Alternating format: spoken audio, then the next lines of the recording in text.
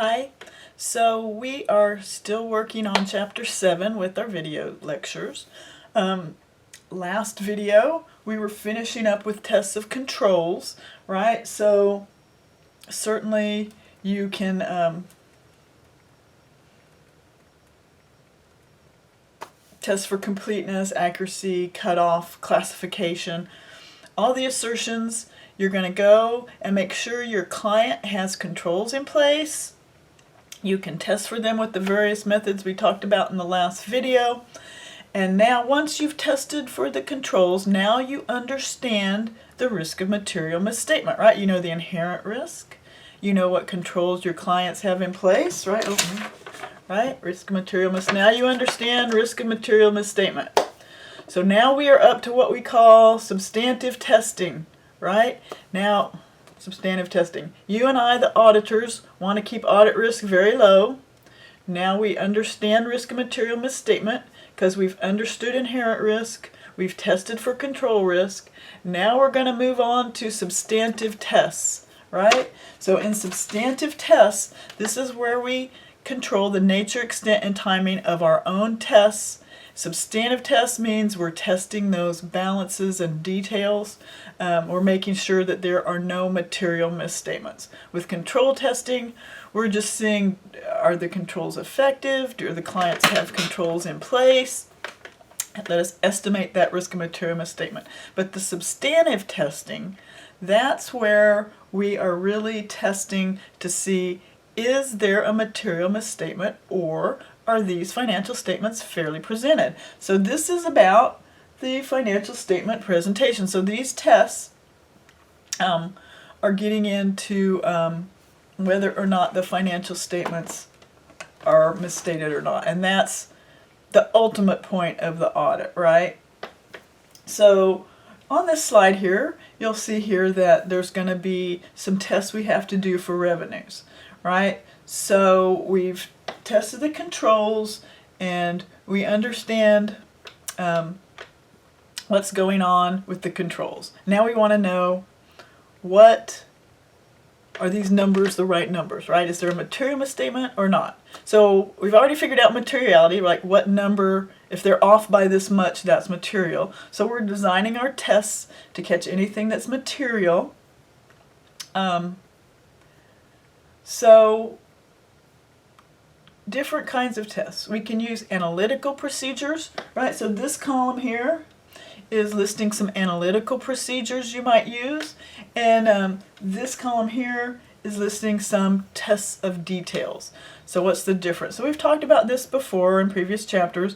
Analytical procedures is something like you're using a ratio, you're using a non-financial performance measure like an occupancy rate, sales per square foot, some number that you can come up with that you can compare, right?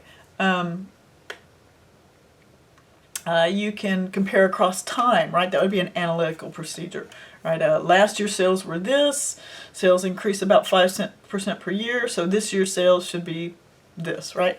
So analytical procedures, you come up with a way to estimate sales revenue, right? And it's very possible, you know, airlines have things like seat miles flown and average revenue per seat mile. So you could multiply those and see what revenue would I think would be for my client.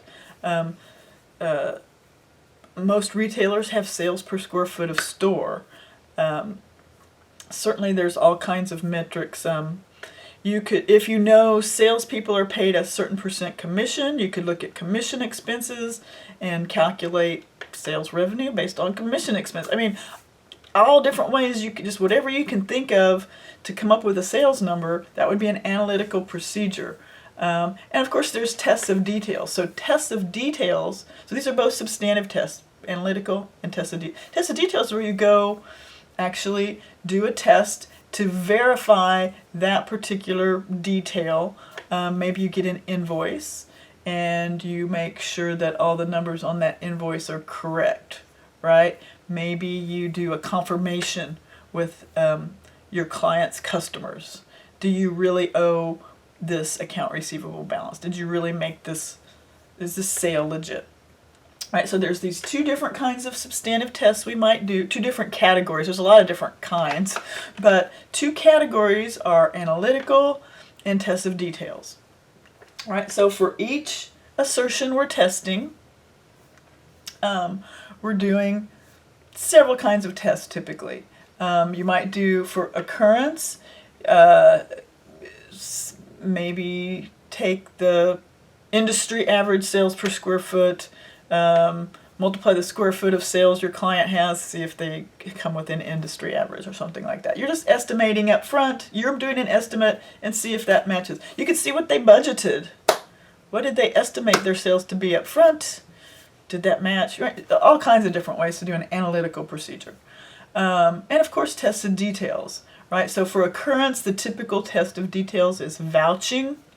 Right? Vouch for occurrence or overstatement. So you start with the sales journal or the sales ledger and go back and find the documents. Completeness, same idea. Comparing last year's sales to the analytical procedure might be comparing an industry average, comparing last year's sales, comparing occupancy rate times room rate. Whatever you come up with, does it match? If it seems understated to you after your analytical procedure, if revenue seems understated, you might have a completeness issue. So you could test your details.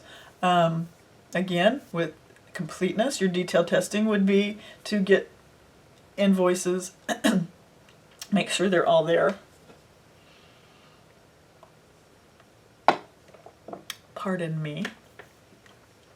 A lot of talking. All right, so again, completeness, the idea is you're testing to make sure that it's not understated. The actual balance is the balance. And cutoff, is it in the right period? So again, some number that tells you sales per month or something like that for analytical. And of course, pulling those, probably the best test of details for cutoff would be the shipping documents, because that tells you exactly when they shipped it.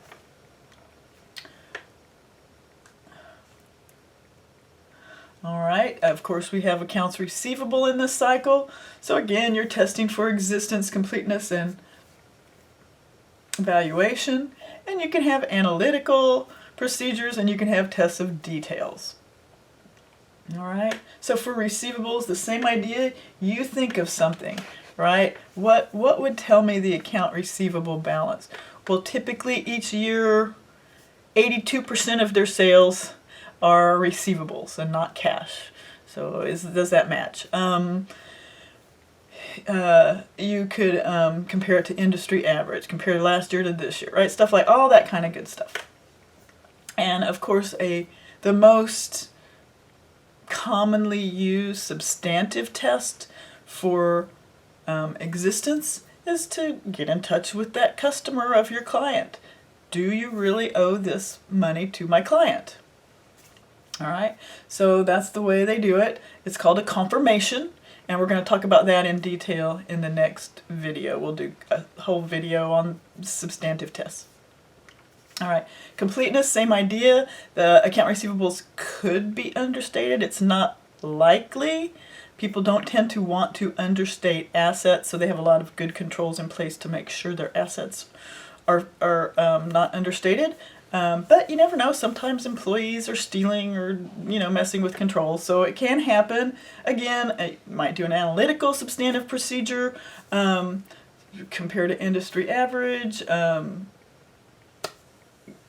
compare last year to this year, something like that. And for tests of details, for completeness, again, that numerical sequence. If I know I have this accounts receivable, I can start with the shipping document and make sure all the shipping documents are there, they got in there. I can trace for completeness. Valuation, of course, is typically related to have we written off the bad accounts. So I can look at, well, typically what percentage get written off, what's an industry average, what's the economy like this year, are more or fewer people going to be written off, right? So I can do something analytical, and I can do a substantive test. Are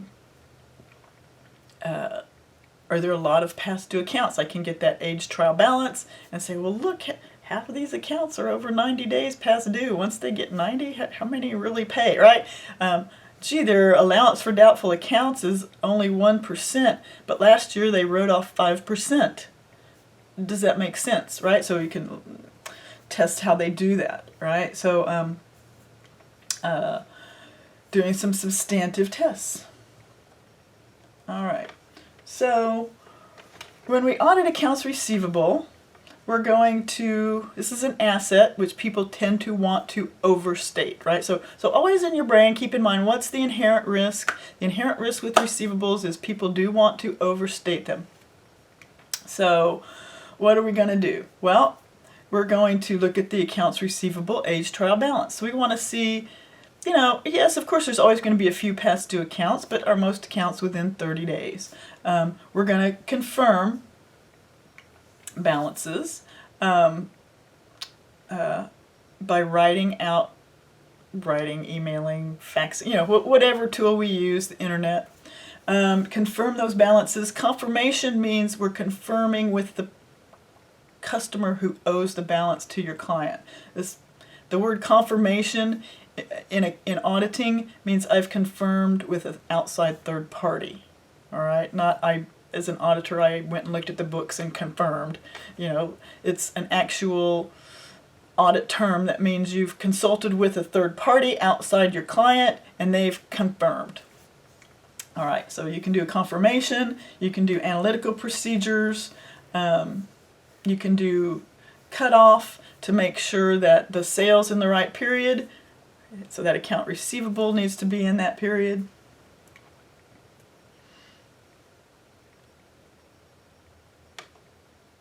Analytical procedures you can do. Remember, they're just things like horizontal and vertical analysis you learned in finance class. You're going to use that. Ratios, you're going to use that. You're going to benchmark, right? Compare to other periods for your client or benchmark to the industry. All kinds of different analytical things like compare with previous periods, compare to industry. Is the bad debt expense an appropriate percentage of sales? Is that allowance an appropriate percentage of gross receivables? Looking at turnover. Is accounts receivable moving like it should? Just all those ratios you've learned you could use as an auditor. All those benchmarking tools you've learned you can use as an auditor. Do these numbers look right? I'm estimating what I think they should be based on something I'm benchmarking, based on some ratio, and when I look at my client's numbers, do they match with what my brain tells me I think they should be? That's an analytical procedure.